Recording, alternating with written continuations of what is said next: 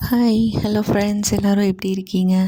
இன்றைக்கி வந்துட்டு ஒரு 2-3 நாள் எடுத்த வீடியோஸை ஒன்றா சேர்த்து ஒரு லாங் வீடியோவில் பார்க்க போகிறோம். அன்றைக்கி vlog ஸ்டார்ட் ஆகுறது பார்த்திங்கன்னா ஒரு நல்ல ஒரு ரிலாக்ஸிங்கான ஒர்க்கிங் டேன்னு தான் சொல்லணும். மார்னிங் எனக்கு ஒரு 4:30க்கெல்லாம் முடிஞ்சிருச்சு. ஸோ டைம் நிறையா இருந்தங்காட்டி காலையில் ரிலாக்ஸாக சாமிக்கு பூ கட்டி மாலை போட்டு சாமி கும்பிட்லான்னு தோணுச்சு. நல்லபடியாக பூ கட்டி முருகனுக்கு விளக்கேற்றி சாமி கும்பிட்டுட்டேன் திருப்தியாக. அப்புறம் காலையில் பார்த்திங்கன்னா பிரேக்ஃபாஸ்ட் அண்ட் லஞ்சுக்கான வேலைகளும் அப்படியே கடகடன்னு கண்டினியூவாக ஆரம்பிச்சிட்டேன். பையனுக்கு பார்த்திங்கன்னா அன்றைக்கி பிரிஞ்சி பிரியாணி தான் செஞ்சு கொடுத்து அனுப்பிச்சி விட்டேன். ஸோ அவன் கொண்டுட்டு போயிட்டான். எங்களுக்கும் நாங்கள் அதையவே வச்சுக்கிட்டோம். இந்த வீடியோ வந்துட்டு ஷார்ட்ஸில் அப்லோட் பண்ணியிருக்கேன். பார்த்து ட்ரை பண்ணிட்டு எப்படி இருக்குன்னு சொல்லுங்கள். அன்றைக்கி டே நல்லா ஸ்டார்ட் ஆச்சு. பட் எண்டானது பார்த்திங்கன்னா கொஞ்சம் சோகமான மாதிரி ஆகிடுச்சு. ஏன்னா எனக்கு கொஞ்சம் உடம்பு முடியாமல் போயிடுச்சு. தம்பி தான் வந்துட்டு அம்மாவுக்கு உடம்பு சரியில்லைன்னு சொல்லிட்டு வீட்டில் இருந்த கிச்சன் வேலையெல்லாம் பண்ணிகிட்டு இருந்தான். அவனால் என்ன முடியுமோ பண்ணான். தேங்க்யூ தங்கம். பொதுவாக பார்த்தீங்கன்னா அவனோட பிளேட்டு லஞ்ச் பாக்ஸ் எல்லாத்தையும் அவனே கஷ்டமா இல்லையா? பட் அன்றைக்கி எனக்கு முடியல அப்படின்னு தெரிஞ்சதும் சிங்கில் இருந்த மற்ற பாத்திரங்களையும் கழுவி அவனே க்ளீன் பண்ணிட்டான். ஏன் சாமி இப்படி பண்ணுறேன்னு கேட்டதுக்கு தான் அவன் அப்படி நல்ல பதில் சொல்லிகிட்டு இருக்கான். மேபி உங்களுக்கு கேட்கும்னு நினைக்கிறேன். அப்படியே இந்த வேலைங்களையும் முடிச்சுட்டு அவங்க அப்பா துணி மடிச்சிட்டு இருந்தார். அவங்களுக்கும் போய் ஹெல்ப் பண்ணிகிட்டு இருந்தான். பாப்பாவும் கூடவே சேர்ந்து நானும் ஹெல்ப் பண்ணுறேன், எப்படி மடிக்கணும்னு சொல்லி கொடுங்க அப்படின்னு சொல்லி கேட்டுட்டு எல்லாம் பண்ணிகிட்டு இருந்தா. அன்றைக்கி டே அப்படியே தாங்க முடிஞ்சிச்சு. இனி நெக்ஸ்ட் டேலேருந்து வீடியோ கண்டினியூ ஆகுது. அடுத்த நாள் பார்த்திங்கன்னா எனக்கு டே ரொம்ப லேட்டாக தான் ஸ்டார்ட் ஆச்சு. சுத்தமாக முடியல. ஆஃபீஸில் வேலைக்கு லாகின் பண்ணணும் அப்படின்றது ஒரே ஒரு ரீசன்னால் எழுந்திரிச்சேன். அன்றைக்கி ஆஃபீஸ் போகல, ஆக்சுவலி ஒர்க் ஃப்ரம் ஹோம் பண்ணிக்கலாம் அப்படின்னு டிசைட் பண்ணிட்டேன். லாகின் பண்ணுறதுக்கு முன்னாடி எவ்வளோ வேலை செய்ய முடியுமோ செஞ்சிடலாம் அப்படின்னு சொல்லிட்டு ஸ்டார்ட் பண்ணிட்டேன். கொஞ்சம் ஸ்லோவாக தான் பண்ணினேன். சுத்தமாக முடியல, பயங்கர பாடி பெயின். எவ்வளோ முடியலனாலும் நம்ம செய்கிற வேண்டிய வேலை எல்லாமே நமக்காக எப்பவும் வெயிட் பண்ணிகிட்டே தான் இருக்கோம் இல்லையா? அதுக்கு என்ன பண்ணுறது? ஸோ லாகின் பண்ணுறதுக்கு முன்னாடி கொஞ்சம் கொஞ்சமாக அப்படியே க்ளீனிங் வேலையும் ஆரம்பிச்சிட்டேன். சிங்கில் இருந்த பாத்திரம்லாம் கழுவிட்டு, அதுக்கு முன்னாடி தம்பி நேற்று நைட்டு க்ளீன் பண்ணி வச்சுருந்த பாத்திரத்தெல்லாம் எடுத்து அடுக்கினேன். கிச்சன் இப்படி தான் இருக்குது. இவ்வளோ தான் நம்ம கிச்சன். ஹஸ்பண்ட் வந்துட்டு நீ எதுவும் பண்ண வேண்டாம், ஈவினிங் நான் ஆஃபீஸ்லேருந்து வந்து பண்ணிக்கிறேன் அப்படின்னு சொல்லி சொன்னார். பட் இருந்தாலும் நேற்றும் என் பையனும் அவரும் சேர்ந்து அவங்களால முடிஞ்ச வேலைங்களை ஹெல்ப் பண்ணாங்க. ஸோ இன்றைக்கும் அவங்கள போட்டு தொந்தரவு பண்ண வேண்டாம் அப்படின்னு சொல்லிட்டு என்னால் எவ்வளோ முடியுமோ அந்தளவுக்கு நான் பண்ணிடலாம் அப்படின்ட்டு பண்ணிகிட்ருக்கேன்.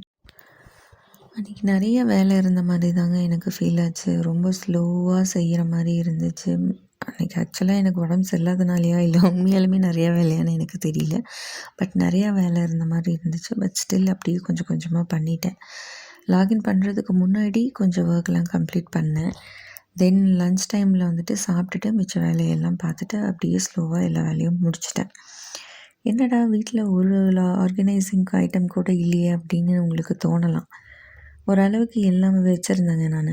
லாஸ்ட் ஃபியூ இயர்ஸாக பார்த்திங்கன்னா வீடு அடிக்கடிக்கு மாறுற மாதிரியான ஒரு சிச்சுவேஷன், ஷிஃப்ட் பண்ணிக்கிட்டே இருக்கும் அப்படின்ற மாதிரி.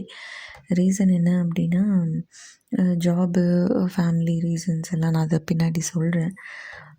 ஒவ்வொரு ஷிஃப்டிங்லேயும் பார்த்திங்கன்னா பொருள் நிறைய டேமேஜ் ஆச்சு. எதையுமே என்னால் பத்திரமா கொண்டு வர முடியல. ஆக்சுவலாக லோக்கலில் ரொம்ப பெரிய பேக்கேஜ் அண்ட் மூவர்ஸை எங்களால் அஃபோர்ட் பண்ண முடியல. அப்போது கோவிட் டைமெல்லாம் டைமு. ஸோ அதனால என்ன ஆயிடுச்சு பார்த்திங்கன்னா, நிறைய திங்ஸ் எல்லாம் டேமேஜ் ஆகிடுச்சு நாங்கள் கொண்டு வரும்போது. அதனால இனிமேல் நம்ம வந்துட்டு திங்ஸ் ஏதாவது வாங்கணும், அழகாக நமக்கு பிடிச்ச மாதிரி வாங்கணும் அப்படின்னா சொந்த வீட்டில் போய் வாங்கிக்கலாம் அப்படின்னு சொல்லி டிசைட் பண்ணிட்டேன். இப்போ ஏன் அவ்வளோ ஷிஃப்டிங் அப்படின்னு அதுக்கான ரீசன் என்னன்னு பார்த்தீங்கன்னா, நாங்கள் வந்துட்டு பிறந்தது வளர்ந்தது எல்லாமே கோயம்புத்தூரில் தாங்க. ஜாபுக்குன்னு அவர் சென்னை போனார். அப்புறம் மேரேஜ் ஆனதுக்கப்புறம் நானும் அவர் கூட சென்னைக்கு போயிட்டேன். அம்மா நாங்கள் அங்கே போனப்போ எங்களுக்கு தேவையான திங்ஸ் எல்லாம் வாங்கி கொடுத்தாங்க.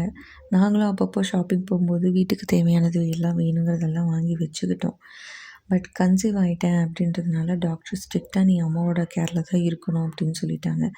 என்ன ரீசன் அப்படின்னா, புது இடம், புது அட்மாஸ்ஃபியர் அப்படின்னு என் பாடி அண்ட் மைண்ட் அதுக்கு வந்துட்டு அடாப்ட் பண்ணிக்கவே இல்லை. அதுக்கு முன்னாடியே கன்சீவ் ஆகிட்டேன். ஸோ என்ன ஆயிடுச்சுன்னா, சிவியர் அனீமியா அப்படின்னு சொல்லி அந்த ஒரு ஸ்டேஜில் போய் நின்றுச்சு. அதனால நான் கோயம்புத்தூர் வர வேண்டிய சிச்சுவேஷன். நான் வந்தேன். அப்புறம் கொஞ்ச நாளில் அவருக்கும் அப்படியே இங்கே ஜாப் கிடச்சிச்சு. ஸோ இங்கே வந்து இருந்து அவள் அம்மா வீட்டில் இருந்து தான் வேலைக்கு போயிட்டு வந்துட்டுருந்தார். அப்புறம் அவங்கெல்லாம் என்ன சொன்னாங்கன்னா, 2 பேருமே இங்கே இருக்கீங்க, அங்கே எதுக்கு வீணா வாடகை கொடுத்துட்டு, ஸோ அங்கேருந்து வெக்கேட் பண்ணிவிட்டு வந்துடு, இங்கே நம்ம திங்ஸ் எல்லாம் இங்கேயே வச்சுக்கலாம். ரிட்டன் நீங்கள் போகிற மாதிரியான சூழ்நிலை வந்துச்சுன்னா நீங்கள் திரும்ப எடுத்துகிட்டு போய்க்கோங்க அப்படின்னாங்க. அப்போ எங்களுக்கு பெருசாக எதுவும் தெரியல, இவ்வளோ ஷிஃப்டிங்னால இந்த மாதிரியெல்லாம் ஆகும் அப்படின்ற அவ்வளோ பெரிய நாலேஜ் எல்லாம் இல்லை. டிரான்ஸ்போர்ட்டேஷனில் ப்ராப்ளம். ஏன்னா ஃபஸ்ட் டைம் நாங்கள் இந்த மாதிரி டிரான்ஸ்போர்ட்டேஷன் திங்ஸ் இதெல்லாம் யூஸ் பண்ணிடுறோம். ஏன்னா 2 பேருமே ஓன் ஹவுஸு, ரொம்ப வருஷமாக கிட்டத்தட்ட 20-25 வருஷமாக ஒரே வீட்டில் இருக்கிறனால டிரான்ஸ்போர்ட்டேஷன் எப்படி இருக்கும், அதில் என்னென்ன டேமேஜஸ் ஆகும்னு பெரிய ஐடியாவே கிடையாது. ஸோ அவங்க சொன்ன உடனே அப்படியா ஓகேன்னு நாங்கள் திரும்ப அங்கேருந்து இங்கே திங்ஸ் எடுத்துகிட்டு வந்துட்டோம். அப்புறம் தம்பி பிறந்ததுக்கப்புறமா கொஞ்ச நாள் கழித்து திரும்ப நாங்கள் இங்கேருந்து சென்னைக்கு போக வேண்டிய சிச்சுவேஷன் ஜாபோட காரணமாக தான் போனோம். அது ஒரு ஷிஃப்ட் ஆச்சு. திரும்ப அங்கே இருந்தோம். ஒரு 1 or 2 இயர்ஸ் கிட்ட அங்கே இருந்தோம். கோவிட் வந்துச்சு. அப்புறம் நாங்கள் மட்டும்தான் இங்கே வந்து இருந்தோம். கோவிட் டைமில் ஒர்க் ஃப்ரம் ஹோம் அப்படின்றதுனால இங்கே வந்து இருந்தோம். அது ஒரு பெரிய கதை. ஏன் அங்கேயே நீங்கள் இருந்திருக்கலாம்ல, எதுக்கு வந்தீங்கன்னு தோணும். ரீசன் என்னென்னா, 2 பேரும் வேலைக்கு போயிட்டு இருந்ததுனால தம்பியை வந்துட்டு நாங்கள் இங்கே விட்டுருந்தோம். அம்மா வீட்டில் கொஞ்ச நாள், மாமியார் வீட்டில் கொஞ்ச நாள் பார்த்துக்கிட்டு இருந்தாங்க. நாங்கள் 2 பேரும் சென்னையில் ஒர்க் பண்ணிகிட்ருந்தோம். ஸோ அது கோவிடை ஒரு காரணமாக வச்சு நாங்கள் இங்கே வந்துட்டோம். அதுக்கப்புறம் பார்த்திங்கன்னா, கோவிட்னால திரும்ப போய் எல்லாத்தையும் கொஞ்சம் ஒரு மாதத்துக்கு அப்புறம் லாக்டவுன் ஓப்பன் பண்ணப்புறம் திரும்ப போய் எல்லாத்தையும் எடுத்துகிட்டு இங்கே வந்தோம். அப்புறம் கோயம்புத்தூர்லேயே செட்டில் ஆனோம். திங்ஸ் எல்லாத்தையும் இங்கேயே வச்சுக்கிட்டோம். அப்புறம் கோயம்புத்தூருக்குள்ளேயே ஷிஃப்ட் ஆகிட்டு இருந்தோம். இதனால தான் எங்களால் திங்ஸ் எதையும் ப்ராப்பராக மெயின்டைன் பண்ண முடியல. இப்போது நமக்காக சொந்தமாக ஒரு வீடு கன்ஸ்ட்ரக்ஷன் போயிட்டுருக்கு. கூடிய சீக்கிரம் நம்ம அங்கே போனதும் வேண்டியது எல்லாமே நம்ம வாங்கிக்கலாம் அப்படின்னு நான் பிளான் பண்ணியிருக்கேன். இது பார்த்திங்கன்னா, நம்ம வீட்டோட கன்ஸ்ட்ரக்ஷன் லெவல் இப்போது இப்படி தான் இருக்குது. ஸோ இது கம்ப்ளீட் ஆகிறதுக்கு பார்த்திங்கன்னா இன்னும் ஒரு 6-7 months ஆகும். கம்ப்ளீட்டாக நம்ம இதை ப்ராஜெக்ட் முடிச்சுட்டு வீட்டுக்கு கிரகப்பிரவேசம் பண்ணிவிட்டு வீட்டுக்கு வர்றதுக்கு. அடுத்து கண்டினியூ ஆகிறது பார்த்திங்கன்னா, ஒரு குக்கிங் வீடியோ தான் சொல்லணும். அவர் கொஞ்சம் எனக்கு உடம்பு சரியில்லாமல் இருந்ததுனால, ஓகே நீ கொஞ்சம் ஃபிஷ் அந்த மாதிரி ஏதாவது எடுத்துக்கோ அப்படின்னு சொல்லிட்டு ஃபிஷ்ஷு கொஞ்சம் வாங்கிட்டு வந்திருந்தார். இது பார்த்திங்கன்னா கிளி மீன், அதுவும் சால மத்தி வாங்கிட்டு வந்தார். இது என்ன மீன் அப்படின்னு எனக்கு தெரியல. உங்களுக்கு யாருக்காவது தெரிஞ்சதுன்னா கமெண்ட்டில் சொல்லுங்கள். இப்போ என்ன பிளான்னா, ஃபிஷ் குழம்பு வச்சுட்டு ஃபிஷ் ஃப்ரை பண்ணிக்கலாம் அப்படின்னு இப்போது ஃபிஷ் குழம்பு வைக்கிறதுக்கு எல்லாம் ரெடி பண்ணிகிட்ருக்கேன். இது பார்த்திங்கன்னா புளி ஃபஸ்ட்டு ஊற வச்சிடலாம் அப்படின்னு சொல்லிட்டு அதை ஊற வச்சுருக்கேன். இது வந்துட்டு சுடு தண்ணி ஊற்றி ஊற வச்சிடலாம் அப்படின்னு போட்டிருக்கேன். நெல்லிக்காய் சைஸ் புளி எடுத்து அதை ஊற வச்சுக்கோங்க. அதுக்கப்புறமா நிறைய சின்ன வெங்காயம், என்கிட்ட இவ்வளோ தான் சின்ன வெங்காயம் இருந்துச்சு. ஸோ நான் எவ்வளோ இருந்ததோ அவ்வளோ எடுத்துக்கிட்டேன். நீங்கள் இன்னும் நிறையா போட்டிங்கனாலும் நல்லாயிருக்கும். அதே மாதிரி ஒரு சிலர் பூண்டு போடுவாங்க. பட் மீன் குழம்புக்கு வந்துட்டு பூண்டும் நிறையா போட்டோம் அப்படின்னோம்னா பூண்டு குழம்பு மாதிரி ஆகிடும். ஸோ அதனால் நான் வந்துட்டு பூண்டை ஸ்கிப் பண்ணிவிடுவேன். உங்களுக்கு பூண்டு வேணும்னா நீங்கள் பூண்டு போட்டுக்கோங்க. இப்போ வந்துட்டு குழம்புக்கு தேவையான சின்ன வெங்காயம், ஒரு கை ஃபுல்லாக சின்ன வெங்காயம், சின்ன தக்காளி அப்படின்றதுனால நான் ஒரு 2 தக்காளி மட்டும் அறுத்து வச்சுக்கிட்டேன். 3 எடுத்தேன். பட் ஒரு 2 மட்டும் அறுத்து வச்சுக்கிட்டேன். அப்புறம் பச்சை மிளகா, கருவேப்பிலை இதெல்லாம் எடுத்து வச்சுட்டு ஃபிஷ் மேரினேட் பண்ண ஆரம்பிச்சிட்டேன். ஸோ இதுக்கு வந்துட்டு இது வந்துட்டு 1/2 கிலோ மீன் 2ம் சேர்த்தி, அதுக்கு வந்துட்டு 2 டேபிள் ஸ்பூன் அளவுக்கு கார்ன்ஃப்ளவர் மாவு, அது போக ஃபிஷ் மசால் தூள், அப்புறம் உப்பு கொஞ்சமாக, ஏன்னா இதில் ஆல்ரெடி உப்பு இருக்குது, நான் அதனால் பத்தாததுக்கு உப்பு போட்டு அந்த பவுடர் 2யும் மிக்ஸ் பண்ணிவிட்டு அதுக்கப்புறமா ஃபிஷ் மேலே தூவுனா 2மே ஈவனாக மேரினேட் ஆகும். இது வந்துட்டு என் ஹஸ்பண்ட் தான் மேரினேட் பண்ணி கொடுக்குறாரு. எனக்கு வந்துட்டு மேரினேட் பண்ணேன்னா இந்த கை சந்துலலாம் பார்த்திங்கன்னா ஒரு நாள் ஃபுல்லாக எரிச்சல் இருக்கும். என்ன தான் ஐஸ் வாட்டருக்குள்ளே கை வச்சாலுமே எனக்கு வந்துட்டு அந்த எரிச்சல் அடங்காது. அதனால எப்போவுமே ஃபிஷ்ஷுக்காகட்டும் சிக்கனுக்காகட்டும் மேரினேஷன் வேலை எல்லாம் அவர் தான் பார்ப்பாரு. இந்த அளவுக்கு பண்ணிவிட்டு பத்தலை அப்படிங்கும்போது கொஞ்சமாக தண்ணி விட்டு இந்த இப்போ நான் காமிச்ச அளவுக்கு மேரினேட் பண்ணி அதை எடுத்து வச்சுருங்க. அது ஊறிட்டுருக்கட்டும். இப்போ மீன் குழம்புக்கு ஸ்டவ் பற்ற வச்சு கடாய் வச்சுட்டு நல்லெண்ணெய் ஊற்றிக்கோங்க. நல்லெண்ணெய் கொஞ்சம் தாராளமாகவே ஊற்றிக்கோங்க. ஊற்றிட்டு அது எண்ணெய் காஞ்சதுக்கப்புறமா நல்லா காயணும், ஆனால் புகை வரக்கூடாது. காஞ்சதுக்கப்புறமா கடுகு, வெந்தயம், ஒரு சிலர் வந்துட்டு வெந்தயத்தை ட்ரை ரோஸ்ட் பண்ணி பொடி பண்ணி போடுவாங்க அது குழம்பு கொதிக்கும்போது. நான் வந்துட்டு ஈஸியாக பண்ணணும் அப்படின்றதுனால கடுகு பொரிஞ்ச உடனேவே வெந்தயத்தை போட்டேன். கொஞ்சமாக வெந்தயம் போட்டு வெந்தயமும் பொரிஞ்சதுக்கப்புறமா நம்ம வந்துட்டு எடுத்து வச்சுருக்க சின்ன வெங்காயம் சின்ன வெங்காயம் ஒரு அளவுக்கு கண்ணாடி பதம் வந்ததுக்கப்புறமா பச்சை மிளகாயை கீறி வச்சுருக்கேன். பச்சை மிளகாய் போடணும். ஃபஸ்ட்டே போட்டோம் அப்படின்னா படப்படன்னு தெறிக்கும், அதுக்கு வேண்டி தான். அப்புறம் கருவேப்பிலை கொஞ்சம் போட்டு இதை நல்லா வதக்கி விட்டுட்டு அதுக்கப்புறமா தக்காளியில் நம்ம 2 தக்காளி எடுத்து வச்சுருக்கோம் இல்லையா, அந்த 2 தக்காளியும் போட்டு நல்லா வதக்கி விட்டுட்டு குழம்பு தேவையான கல்லுப்பு, நான் வந்துட்டு கல்லுப்பு தான் போட்டிருக்கேன். நீங்கள் சால்ட் போடுறதுனால போட்டுக்கோங்க. அதுக்கப்புறமா வேணுங்கிற மசாலா, லைக் நான் வந்துட்டு மஞ்சத்தூள், மிளகாத்தூள் இதெல்லாமே போட்டேன். அதை எடுக்க மறந்துட்டேன். ப்ரொப்போர்ஷன் எல்லாமே நான் கீழே டிஸ்கிரிப்ஷனில் கொடுக்குறேன், இல்லைனா ஷார்ட்ஸ் வீடியோவில் கொடுக்குறேன். ஸோ புளி கரைச்சி ஊற்றிட்டு தேவையான அளவுக்கு உப்பு காரம் இப்போ தெரியாது, ஸோ இருந்தாலும் பார்த்துட்டு தண்ணி ஊற்றி வச்சுக்கோங்க. ஸோ இதுக்கு லிட்டு போட்டு மூடி நம்ம நல்லா குழம்பு கொதிக்க விடணும். கொதித்து வரும்போது தான் எக்ஸாக்டாக அந்த குழம்புல எவ்வளோ உப்பு காரம் இருக்குது அப்படிங்கிறதே நமக்கு தெரியும். ஸோ குழம்பு நல்லா கொதிக்கட்டும். கொதித்ததுக்கப்புறமா உப்பு காரம் பத்தலை அப்படின்னா போட்டுக்கலாம். இப்போ குழம்பு கொதிச்சிருச்சு. ஸோ நான் உப்பு காரம் பார்த்துக்கிறேன், கலக்கி விட்டுட்டு. எனக்கு உப்பு காரம் எல்லாம் எனக்கு கரெக்டாக இருக்குது. ஸோ நான் திரும்ப மூடி வச்சு குழம்பு நல்லா கொதிக்க விடுறேன். குழம்பு நல்லா கொதித்து இந்த மாதிரி கலர் சேஞ்ச் ஆகி வந்ததுக்கப்புறமா மாங்காயை ஃபஸ்ட்டு போட்டுடுறேன். ஏன்னா இது வந்துட்டு கெட்டி குண்டு மாங்காய்.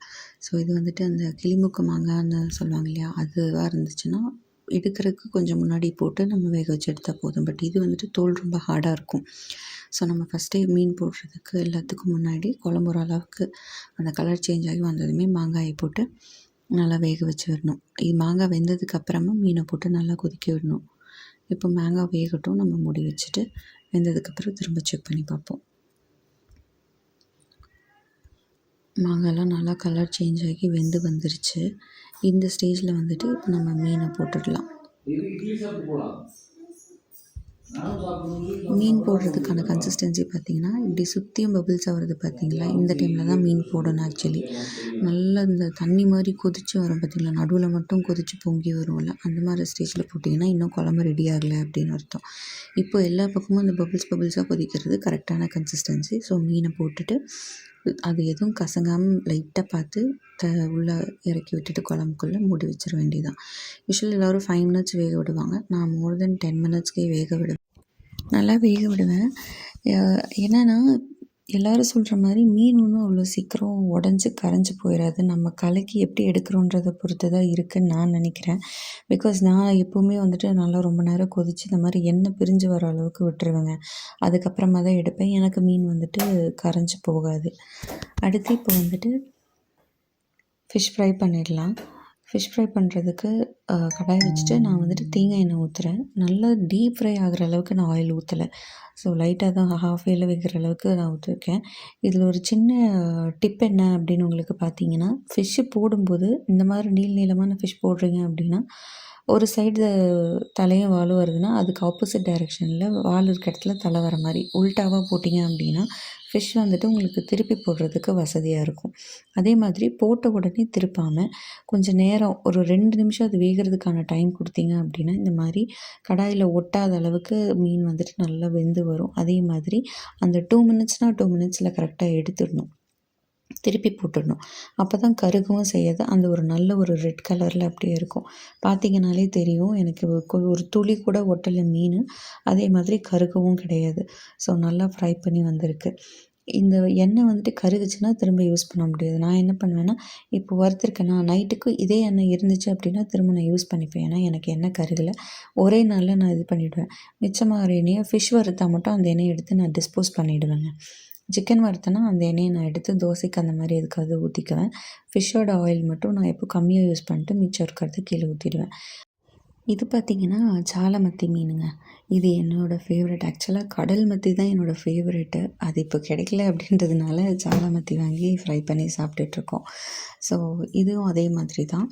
ஆல்டர்னேட் ஆப்போசிட் டைரெக்ஷனில் போட்டிங்க அப்படின்னா நல்லா வெந்து வரும். அதே மாதிரி கரெக்டான டைமில் திருப்பி போடணும். போட்ட உடனே திருப்பினீங்கனாலும் எந்த மீனாக இருந்தாலுமே ஒட்டிக்கும். ஸோ அது பார்த்து ஒரே ஃப்ளேமில் வச்சுக்கோங்க. ஸ்பீடு பண்ணிவிட்டு திரும்ப லோ ஃப்ளேமில் கொண்டு வர்றது, திரும்ப ஹை ஃப்ளேமில் கொண்டு போகிறது, இந்த மாதிரியெல்லாம் பண்ணாமல் போடும்போதே ஒரே ஃப்ளேமில் வச்சுட்டிங்க அப்படின்னா உங்களுக்கு போடுற டைமுக்கோ எடுக்கிற டைமுக்கோ கரெக்டாக இருக்கும். எந்த மீனும் கருகாது. இப்போ நல்லா ஃபிஷ் ஃப்ரை ஆகிடுச்சு, எடுத்துடலாம்.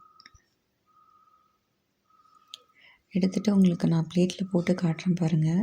அது எந்த அளவுக்கு நல்லா குக் ஆகிருக்கு அப்படின்றது உங்களுக்கு தெரியும். அதே மாதிரி கடாயில் கொஞ்சம் கூட எங்கேயுமே பீஸ் ஒட்டல பாருங்களேன். நம்ம டீப் ஃப்ரை பண்ணி எடுத்தோம்னா கூட அப்பப்போ ஒட்டும். கீழே அந்த ஃபிஷ்ஷோட தோலெல்லாம் பார்த்திங்கன்னா நல்லா ஒட்டும். இதில் எதுவும் ஒட்டலை.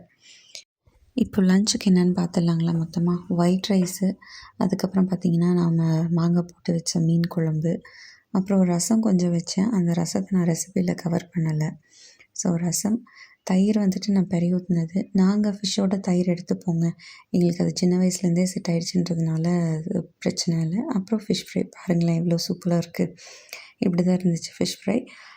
பிளேட்டில் போட்டு காட்டுறேன் எப்படி இருக்குன்னு. அவ்வளோதான். இனி நம்ம அடுத்த ஒரு வாக்கில் பார்க்கலாம். தேங்க்ஸ் ஃபார் வாட்சிங் ஃப்ரெண்ட்ஸ். பை.